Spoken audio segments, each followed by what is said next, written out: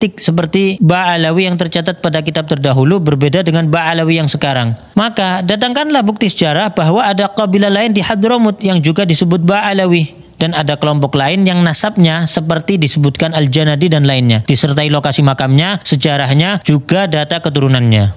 Al-Yafi'i, Al-Malikul Afdal yang juga menyebutkan nasab Abdullah bin Ahmad. Ali bin Al-Hasan Al-Khasraji juga menuliskan nasab yang sama. Al-Husain bin Abdurrahman Al-Ahdal yang menuliskan nasab keturunan Abdullah bin Ahmad. Abil Abbas Ahmad Asy-Syaraji Az-Zabidi yang turut menyebutkan nasab Alawiyin yang tersambung. Imam As-Sakhawi yang menyebutkan nasab yang bersambung pada Ubaidillah bin Ahmad. Imam Ibnu Hajar Al-Haytami, ulama besar yang juga ahli nasab yang turut menyebutkan sanadnya bersambung ke Ubaidillah bin Ahmad. Al-Ayashi yang menyebutkan nasab yang bersambung hingga Ubaidillah bin Ahmad. Syekh Al-Muhibbi dalam kitabnya Khulasatul Athar menuturkan keluarga Ba'alawi dinisbatkan kepada Alwi. Alwi ini adalah putra Ubaidillah bin Ahmad bin Isa. Beliau adalah sosok yang menjadi muara berkumpulnya nasab mereka. Nasab mereka telah disepakati oleh para ulama ahli tahqiq dan telah diperhatikan untuk dijelaskan oleh banyak ulama. Lalu Syekh Yusuf An-Nabhani, seorang mufti besar dan guru dari para ulama Ahlus Sunnah wal Jamaah, guru dari Hadratus Syekh Hashim Asy'ari, menjelaskan dalam mukaddimah kitabnya Riyadul Jannah, sesungguhnya para sada Al-Ba'alawi telah disepakati oleh umat Nabi Muhammad sallallahu alaihi wasallam di sepanjang masa dan di setiap tempat, bahwa mereka termasuk Ahlul Bait yang paling sahih nasabnya, paling kokoh kemuliaannya, dan paling banyak ilmu, amal, keutamaan serta adabnya. Hadratus Syekh Hashim Asy'ari bahkan mencantumkan Al-Habib Ahmad bin Abdullah As-Saggaf yang merupakan salah satu pendiri Rabithah Alawiyah dalam Qanun Asasi saat pendirian Nahdlatul Ulama. Kita tentu tidak merasa perlu meyakinkan penduduk untuk mempercayai dan menghargai para ulama-ulama tersebut, karena mereka semua bagai matahari di siang hari yang dikenal luas kejujuran dan keilmuannya. Tidak mungkin para ulama-ulama besar tersebut sengaja berbohong bersama-sama dan tidak berusaha memastikan informasi yang mereka sampaikan, apalagi Rasulullah SAW menyampaikan ancaman neraka bagi yang berbohong atas nasab. Sejarah Alawiyin telah jelas disertai lokasi makam dan tempat bersejarah mereka yang terjaga hingga kini. Dapatkah penduduk sebutkan satu saja ulama atau ahli nasab terdahulu di Hadramut yang menafikan bukti-bukti sejarah tersebut? Lalu apakah catatan nasab Rabithah Alawiyah diakui ahli nasab dan Naqabah internasional? Tentunya tidak hanya sekedar surat dengan cap dan tanda tangan. Hubungan dengan ahli nasab dan Naqabah di Yaman terjalin dengan baik. Naqabah Mesir yang beberapa kali berkunjung ke Rabithah Alawiyah.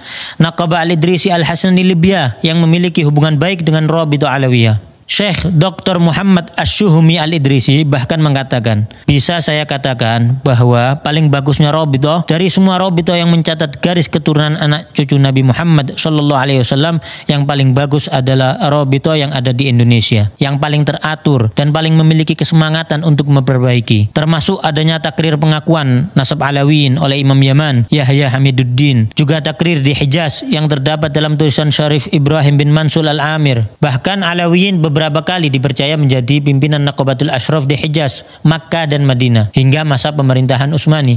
Alawiyin tidak sedikit pun ditolak atau diragukan untuk memimpin para keturunan Rasulullah di Hijaz atau di Yaman oleh para ulama besar setempat dan para keturunan lainnya. Salah satunya yaitu Al-Habib Alwi bin Ahmad As-Saggaf, mufti mazhab Syafi'i di kota Mekkah pada zamannya, dan pengarang kitab Tarsyihul Mustafidin, salah satu kitab fikih rujukan para ulama dunia termasuk di Nusantara. Lalu penuduh rajin sebut tes DNA sebagai solusi. Mungkin informasi tentang fatwa larangan menggunakan tes DNA untuk nasab yang jauh belum sampai kepada penuduh, yakni Lembaga Internasional Rabithah Alam Islami di Hijaz, Darul Ifta Qatar, dan Darul Ifta Mesir yang telah memberikan fatwa melarang isbat nasab jauh melalui tes DNA. Atau menuduh jumlah keturunan ke-38 sampai 44 sebagai tidak logis. Maka penuduh perlu melihat jumlah keturunan dari jalur keturunan Rasulullah lainnya selain Alawiyin, yang ternyata juga di range yang sama. Karena coba-coba hitung pakai kalkulator, ternyata justru beresiko malah jadi menafikan adanya keturunan Rasulullah SAW.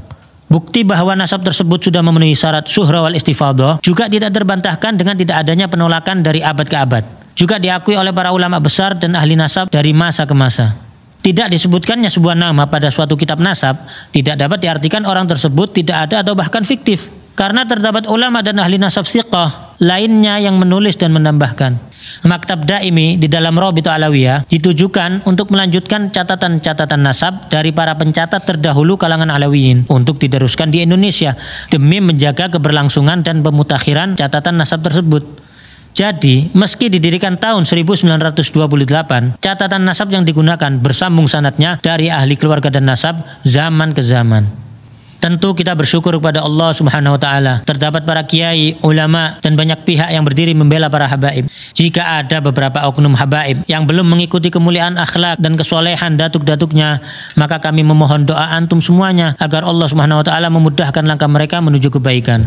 Nasab yang bagus itu bukan untuk membanggakan diri, bukan untuk meremehkan orang lain. Nasab yang bagus itu adalah tuntutan bagi kamu. Kamu harus seperti datuk-datuk kamu yang baik, yang soleh. Dulu kakek-kakek kita itu dicintai masyarakat karena kontribusi sosialnya yang nyata di masyarakat. Masyarakat menyaksikan akhlaknya yang mulia, ilmunya yang luas, kemudian bagaimana ketika duduk bersama datuk-datuk kita, mereka bisa mendapatkan solusi atas semua permasalahan hidup mereka. Kita sudah jauh berbeda dengan mereka saat ini. Bukan malah nasab itu dikapitalisasi, dijadikan kebanggaan karena tidak ada gunanya sama sekali. Anda tidak mendapatkan ini dari usaha Anda. Dan kepada para habaib yang telah berusaha melanjutkan estafet keilmuan, akhlak, juga kontribusi bermasyarakat sebagaimana datuk-datuknya, maka kami mohon doa agar mereka pun diberi kekuatan oleh Allah untuk dapat istiqamah. Rasulullah Shallallahu Alaihi Wasallam bersabda, barang siapa mengaku-ngaku nasab atau keturunan yang dia sendiri tidak mengetahuinya, maka jadi kafirlah ia kepada Allah. Dan barang siapa mengingkari nasab walaupun samar nasab tersebut, maka kafirlah ia kepada Allah.